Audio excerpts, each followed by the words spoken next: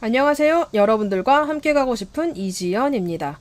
이번 영상에서는 OEM이 바라보는 케이퍼빌리티 레벨의 달성 소요 시간에 대해서 이야기 나누어 보려고 합니다.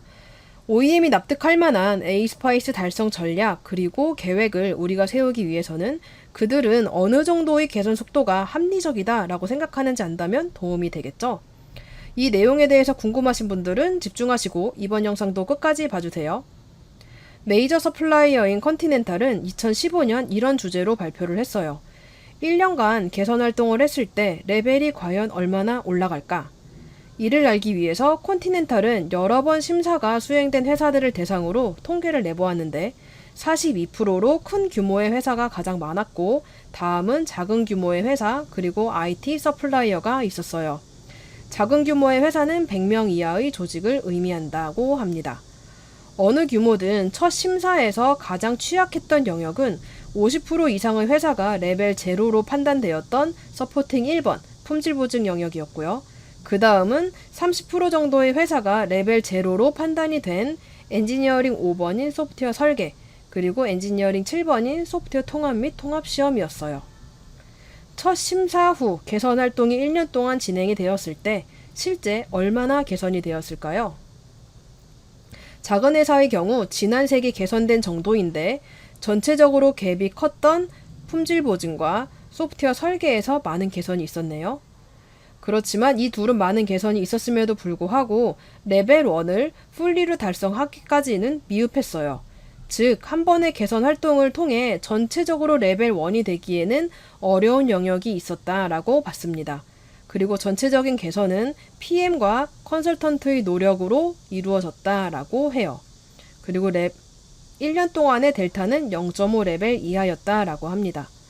여러 개의 작은 회사들을 봤을 때 X축은 시간이고요. Y축은 레벨인데 레벨이 올라가는데 가장 긴 시간이 걸린 곳은 레벨 1이었어요. 가장 긴 시간이 걸렸죠. 그만큼 가장 높은 허들이었다라는 거고 레벨 2까지 가는 데에도 비슷한 시간이 걸렸어요. 그런데 레벨 3는 금방 달성했다라고 합니다. 작은 조직이기 때문에 프로젝트 유형의 다양성이 크지는 않았겠죠. 즉, 주요 프로젝트를 선정해서 레벨 1과 레벨 2를 했다면 그 프로젝트의 수행 결과를 활용해서 회사 표준을 만들고 다른 프로젝트에 적용해보는 레벨 3는 비교적 짧은 시간 안에 달성 가능했다라고 볼 수 있을 것 같아요. 그러면 큰 회사의 경우에는 동일하게 가장 큰 갭은 QA 영역과 그리고 소프트웨어 설계 및 구현이었어요.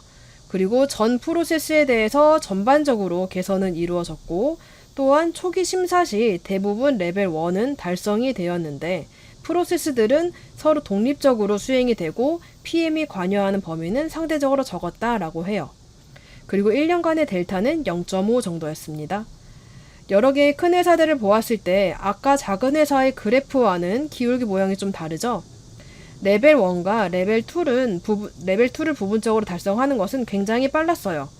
그런데 큰 회사의 경우 보통 회사 내에 정의된 프로세스가 존재할 확률이 높고 그 프로세스는 프로젝트 팀에 의해서 바텀업으로 수행된 프로세스와는 충돌되는 경우가 꽤 발생했다라는 거죠.